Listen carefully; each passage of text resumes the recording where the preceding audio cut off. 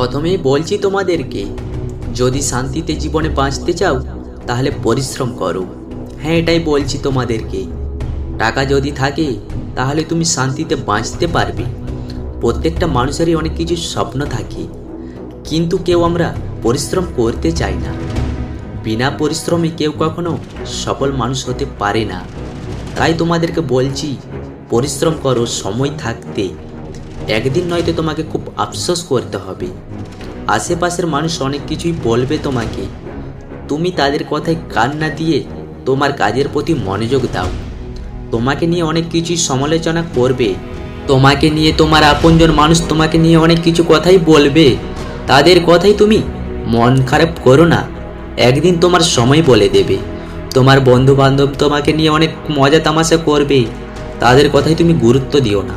একদিন তাদেরই তোমাকে প্রয়োজন হবে, কথাটা তুমি মনে রাখবে। তাই বলছি তোমাকে, এখন থেকে পরিশ্রম করো, নয়তো তোমাকে ওদের কাছে ছোট হয়েই থাকতে হবে সারা জীবন। সময়টাকে বইতে শেখো। একটা কথা বলছি তোমাকে, খারাপ সময় তোমার পাশে কেউ থাকবে না।